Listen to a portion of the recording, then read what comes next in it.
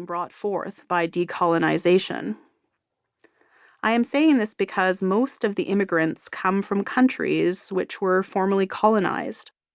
I strongly believe that any kind of understanding and partnership between new Canadians and our First Nations would be extremely beneficial for both, but I am not sure how that would be possible. It is asked when people know they have a role to play and are ready to act, but don't know what action to take. I would like to be a part of that work of reconciliation, however small. I will do whatever I can. I have emailed my MP on many occasions, but never gotten a reply. I've been asked this question, in one form or another, more than any other. In the boardroom, on the street, at family meals, in Indigenous communities, around the cabinet table. More than once, I've even been stopped while going into a restroom by engaged individuals wanting to discuss the challenges of reconciliation, how it relates to the state of politics and governance in this country, and how to get involved.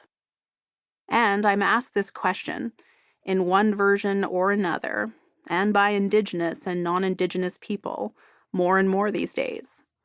It inspires and motivates me that you are asking what you can do to help advance reconciliation, that you are seeking answers.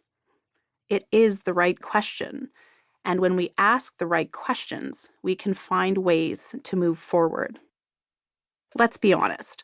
Throughout most of the history of Canada, Indigenous peoples have experienced the opposite of being asked that question.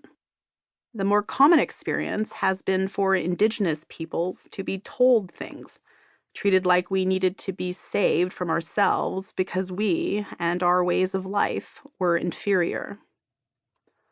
Our lives were placed under the control of government, and we were placed in isolated and often hidden places.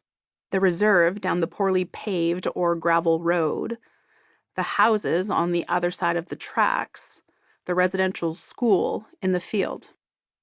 My grandmother, whose English name was Ethel Pearson and whose Kwakwaka'wakw name was Pugladi, had to struggle for change in the shadows, out of sight and invisible, to ensure our culture and ways survived, to keep our traditions of the big house alive, our governance system.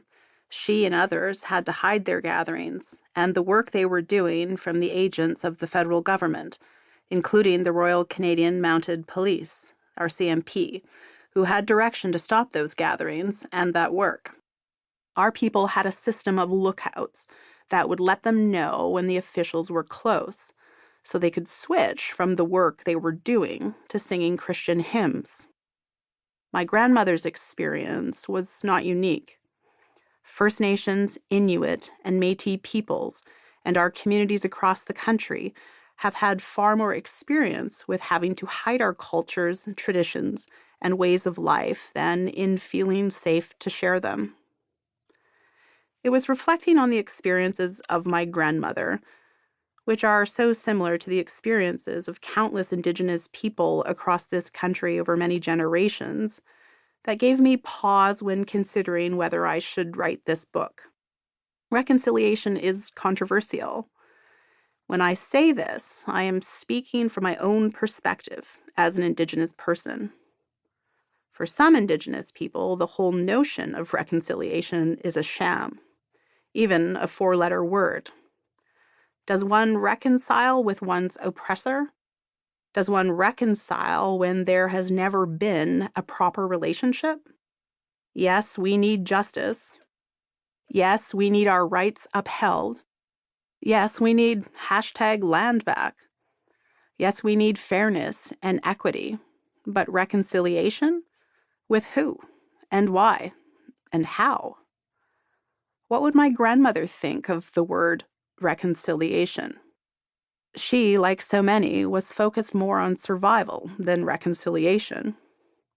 This included trying to make sure, as much as she could, that her kids were not subject to the same harm and threats she was.